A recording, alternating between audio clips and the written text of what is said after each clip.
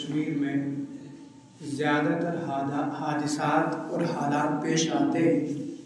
یا تو گھروں کے جلنے کے اور گھروں کے اندر انسانوں کے جلنے کے۔ حال ہی میں بہت ساری خبریں آپ سنتے رہے، سری نگر کے اندر بھی اور دیگر جگہوں میں بھی، اور یہ حادثات یوں ہی نہیں ہوتے۔ حادثات سے بچنے کے لیے آپ نے ہمیں بہت پہلے تنبیہ کی تھی، لیکن ہم لوگ یہ سمجھ کر کے کہ آگ ہے کبھی جل جاتی ہے، شارٹ کٹ کبھی ہو جاتا ہے، گیس میں کبھی خرابی آ جاتی ہے، یہ سمجھ کر کے ہم اسے سیریس نہیں لیتے، حالانکہ اس سے بڑا سیریس لینا چاہیے۔ یہ امکانی معاملہ نہیں، سمجھائش امکانی چیز آپ کن ساچیت کا ویسا، حالانکہ اس امکانی رجحانی چیز ہے۔ آگ کے اندر رجحان کیوں ہے؟ انسان کو ہلاک کرنے کا یا حادثہ پیش کرنے کا۔ اس کی وجہ دو وجہ یاد رکھیں۔ پہلی وجہ یہ ہے، یہ جو آگ ہے، آگ کے اندر انسان دشمنی فطری ہے۔ آپ نے سامنے بخاری کی ایک روایت ہے، مدینے میں ایک موقع پر ایک گھر جلا، اتفاقاً گھر والوں کے اوپر وہ گھر گر بھی گیا جلنے کے بعد، جس سے پہلے ہوتے تھے لکڑی کے مکان، تو جل گیا، گھر والے بھی نیچے دب گئے۔ آپ اس سے کہا گیا کہ اس طرح ہوا، تو آپ نے فرمایا ان هذه النار انما هي عدو لكم، یہ جو آگ ہے یہ ہماری بڑی دشمن ہے۔ تو آگ کے اندر فطری انسان دشمنی ہے، اور جو دشمن ہوتا ہے وہ ہر موقع کی تلاش میں ہوتا ہے کہ کب موقع مل جائے اپنی دشمنی نکالنے کا۔ تو آگ ہماری بڑی دشمن ہے۔ آپ اندازہ کریں، سون ایمان ان اللہ علی کل شیء قدیر، رب ہر چیز پہ۔ اب اگر رب عذاب دینا چاہتے جہنم میں تو جلانے کے سوا کسی اور طریقے سے بھی عذاب دے سکتے تھے یا نہیں دے سکتے، لیکن رب نے وہاں پر بھی عذاب کے لیے جو چیز چنی ہے وہ صرف کون سی چیز ہے؟ آگ ہی ہے۔ تو اس سے بھی پتا چلتا ہے کہ آگ ہماری خاص دشمن ہے۔ اور آپ دیکھیں، ہمارا دشمن ان الشیطان لکم عدو مبین، ہمارا کھلا دشمن شیطان ہے، اور رب اگر چاہتے تھے ان شیطان کو لوہے کا بنا سکتے تھے، شیطان کو لکڑی کا بنا سکتے تھے، شیطان کو ہماری طرح مٹی کا بنا سکتے تھے، لیکن رب نے شیطان کو بھی خلقتنی من نار، کس سے بنایا؟ آگ ہی سے بنایا۔ تو دیکھو شیطان ہمارا دشمن، وہ بھی آگ سے بنا ہوا ہے۔ جہنم ہماری دشمن، وہاں پر بھی سزا کے لیے رب نے آگ ہی کا انتخاب کیا ہوا ہے۔ بلکہ رب نے خود سزا دینے کے لیے جو چیز مقرر کی ہے، انسان کے لیے رب نے اختیار رکھا۔ آپ کبھی کسی کو سزا دیتے تو آپ بہت سارے طریقے سزا کے اختیار کر سکتے ہیں، لیکن آگ کی سزا اختیار نہیں کر سکتے۔ چنانچہ روایت کے اندر آتا ہے لا ينبغي ان يعذب بالنار، کہ کسی کے لیے مناسب نہیں ہے انسانوں میں کہ وہ کسی کو آگ کے ذریعے سے عذاب دے سوائے اللہ رب النار، رب النار ہی کی یہ بہتر ہے، اس لیے کہہ دو شاعر شان ہے کہ وہ آگ سے جلا سکتے ہیں، باقی کسی کے لیے مناسب نہیں۔ ورنہ بہت سارے موقعوں پر جو آپ دیہاتوں میں رہتے ہیں، اندازہ ہوگا جو پرانے طلبہ ہیں، بہت ساری بیماریاں بچوں میں، جانوروں میں وہ بھی ہوتی ہے جن میں وہ گرم آگ کے داغ دیے جاتے ہیں، داغا جاتا ہے لوہے وغیرہ کو گرم کر کے، اور وہ ان بیماریوں میں مفید بھی ہوتی۔ آپ نے جب تشریف لائے اس دنیا میں، اس موقع پر بھی وہ کئی، عربی میں لفظ آتا ہے چھوٹی کیف کے ساتھ کئی، الکئی، تو یہ داغا جاتا تھا انسانوں کو بھی اور کچھ جانوروں کو بھی کچھ بیماریوں میں۔ اور آپ نے اس حدیث میں یہاں تک فرمایا تھا کہ اس داغنے میں، آگ کے ذریعے سے داغنے میں رب نے اس میں شفا رکھی، لیکن شفا تو رکھی، لیکن آگ چونکہ ہماری دشمن ہے تو کہا شفا کے باوجود میں آپ کو اس آگ کے داغنے سے منع کریں۔ تو پتہ چلا آگ میں فطری دشمنی ہے۔ تو آگ کو انسان کو لائٹ نہ لیا کرے، اسے سیریس لیا کرے، یہ انسان کی فطری دشمن ہے۔ ہم لوگ سمجھتے امکانی ہے، کبھی جی کانگڑی گر جائے گی، جی کبھی شارٹ کٹ ہو جائے گا، جی کبھی ایسا ہوگا، ایسا نہیں، آگ میں فطری دشمنی ہے۔ نمبر 2، ہر گھر میں کچھ کیڑے مکوڑے، ہر گھر میں کچھ وہ اسی طرح جس کو بلی چوہے وغیرہ کہہ دو، جس کو شریعت فوائے ثقہ سے تعبیر کرتی ہے، فاسق کی جمع فوائے ثقہ،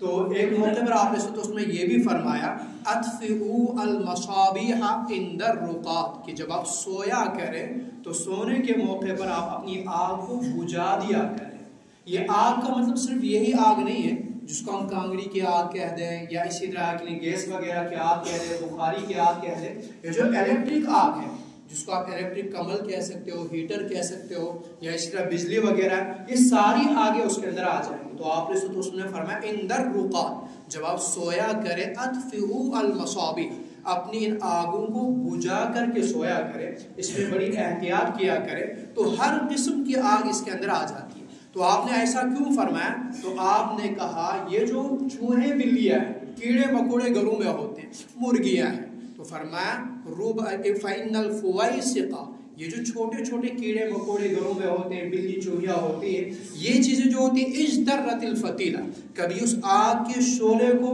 اٹھا کر کے آپ کی اس جگہ پہ رکھیں گے جہاں آپ آگ کے شکار ہو جائیں گے، جہاں آپ حادثے کے شکار ہو جائیں گے۔ اب یہ چھوٹے جانور ایسا کرتے کیوں ہیں؟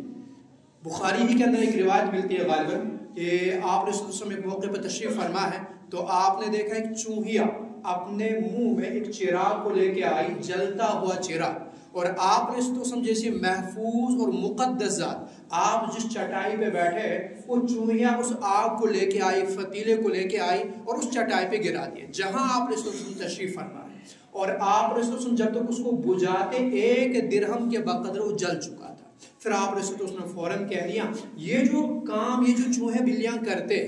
یہ بھی کیوں کرتے ہیں؟ ان الشیطان یدل علی ھذا، کہ شیطان انہی چوہے بلیوں سے یہ کام کرتا ہے کہ وہ ان سے یہ کام کرے گا اپنی دشمنی نکالنے کے لیے، کہ آپ نے کہیں آگ رکھی ہے وہ کہے گے شعلے کو اٹھا کر کے یہاں پہنچا دے، آپ کے بستر تک پہنچا دے، آپ کے کپڑوں تک پہنچا دے، آپ تک پہنچا دے۔ یہی چوہے بلیاں آپ دیکھیں گے کبھی یہ ہماری تار کو کترتے ہیں، کاٹتے ہیں، جس کی بنا پہ وہ ننگی ہو جاتی ہے تو شارٹ کٹ ہو جاتا ہے، تو یہ ساری چیزیں اس کے اندر آ جاتی ہے۔ تو اس کا نتیجہ یہ نکلا، اور اس میں لفظ استعمال کیا ربما یا ربما اجترت الفتیلہ، کہ کبھی ایسا ہوتا ہے، لیکن جو حضرات مختصر المعانی پڑھ چکے ہیں انہیں معلوم ہے جو تقلیل ہے، ہر بار کی تقلیل حقیقی تقلیل نہیں ہوتی ہے، وہ مانوی مجازی تقلیل ہوتی ہے۔ قرآن کریم کی ایک آیت اگر آپ کو یاد ہو ربما یود الذین کفروا لو کانوا مسلمین، اس کا آسان ترجمہ اگر ہم کریں تو مطلب نکلتا ہے کہ کافر لوگ جہنم میں بہت کم چاہیں گے لو کانوا مسلمین، کاش وہ کیا ہوتے، حالانکہ معنی غلط لگ رہا ہے نہیں لگ رہا ہے، وہ تو بہت چاہنے چاہیے، کم کیوں چاہیں گے؟ اس کی وجہ ہے کہ وہاں تقلیل کے وہ معنی نہیں، ان کو ہوش ہی بہت کم ہوگا، جب ہوش ہی بہت کم ہوگا تو اس اعتبار سے چاہنا بھی کم ہو جائے، حقیقت میں چاہنا کم نہیں۔ یہی معاملہ یہاں پر کہ ربما اجترت الفتیلہ کا مطلب یہ ہوگا کہ مسلمان آپ علیہ السلام کے اس فرمان کے بعد اپنے گھروں میں خاصتاً رات کو وہ اس طرح کی چیزوں کو جو باعث ہلاکت ہو سکتی ہے، جن کا آگ سے تعلق ہو سکتا ہے، وہ اس طرح کی چیزوں کو بنا بجھائے رہیں گے نہیں، وہ اس کو بجھا کے ہی رہیں گے۔ بہت کم ایسا ہوگا کہ مسلمان اس فرمان کو سننے کے بعد بھی اپنی آگ کو جلتا ہوا رکھے۔ اب جب بہت کم ایسا ہوگا اس اعتبار سے حادثے بھی کم ہوں گے، تو یہ ربما اس اعتبار سے کہا گیا ہے، ورنہ یہاں تقلیل بمعنی تکثیر بھی ہے کہ اکثر حادثے انہی آگ کی بنا پہ ہوتے ہیں۔ تو میں نے کہہ دیا 2 وجہ ہیں، تو جب 2 وجہ جس چیز کے متقاضی جتنے زیادہ ہوتے ہیں مقتضا بھی اتنا زیادہ اس کے اندر شدت پیدا ہو جاتی ہے۔ غالباً آپ میں سے کوئی طالب علم کل پوچھ بھی رہا تھا کہ جو طلاق بائن کنایا لفظ، کنایا لفظ سے اگر کوئی طلاق دے دے تو کون سی پڑتی ہے؟ بائن پڑتی ہے، حالانکہ بائن شدید نکالنے میں بھی ختم کے ساتھ آن مقابل اس میں شیما سری لفظ سے اگر طلاق دوں تو طلاق رجعی پڑتی، اس میں کم کیوں اس میں زیادہ کیوں؟ اس سے کہ رجعی میں طلاق کا تقاضا کرنے والی صرف ایک ہی چیز ہے، وہ آپ کا لفظ ہے، وہاں نیت کا دخل نہیں، اور کنایا میں 2 چیزیں، آپ کا لفظ بھی ہے اور آپ کی نیت ہے، یا وہ جو مذاکرہ طلاق سچویشن وغیرہ کہہ دو، تو جس چیز کے جتنے متقاضی ہو، تو اس اعتبار سے آگ کے اندر ہلاکت پیدا کرنے کے 2 متقاضی، 2 مقتضی، ایک یہ کہ آگ سے فطری انسان دشمن آسا، اور پتیوں چیز گرم جو کیڑے مکوڑے ہیں عموماً شیطان استعمال کرا ہماری ہلاکت کے لیے کہ آپ کی آگ کو وہاں تک پہنچایا جائے جہاں سے آپ ہلاک ہو جائیں۔ اس بنا پہ رات کو جب آپ سو جاتے ہیں اپنی کانگڑی کو حساب سے اٹھا کے وہاں پہ رکھا کریں، کوشش کیا کریں کہ اس کی آگ بجھی ہوئی رہے۔ آپ الیکٹرک کمل تو لیتے نہیں ہیں، اگر ہیں کسی بچے کے ہاں تو وہ بھی اس کو بند کیا کریں۔ باقی گھروں میں بھی کوشش کریں یہ رات میں ساری چیزیں بند کریں، تھوڑی دیر گرمی کر دی، جو ہی نیند کا اندیشہ ہو یہ ساری چیزیں بند کر کے ہی سونا چاہیے۔ ایک اور بھی چیز دھیان دیں، گھروں میں آج کل زیادہ تر بچے وہی ہو گئے ہیں جو اپنے ہر غم کو دھوئیں میں اڑاتے رہتے ہیں۔ سمجھ تو آیا ہوگا، مدارس کے بچے الحمدللہ وہ چیز نہیں کرتے، میرا حسن گمان تو یہی ہے، اللہ کرے ٹھیک ہی ہو۔ تو بہت سے موقعوں پر آپ وہ پینے کے بعد بٹ کو پھینک دیا جاتا ہے گھروں میں، تو وہ بچے بٹ کو پھینک دیتے ہیں، جلتا ہوا ہی چھوڑ دیتے ہیں، تو ان کی وہ چھوٹی سی غلطی کسی کے لیے بڑا حادثہ بھی بن سکتی ہے۔ تو آگ یہ ساری چیزیں ہیں، ہر قسم کی آگ کو بجھانے کی کوشش کیا کریں رات کو، اس کو یوں ہی چھوڑ کر کے سویا نہ کریں۔ آپ نے پہلے ہی اس کی تنبیہ کر چکے ہیں، اطفئوا المصابیح عند الرقاد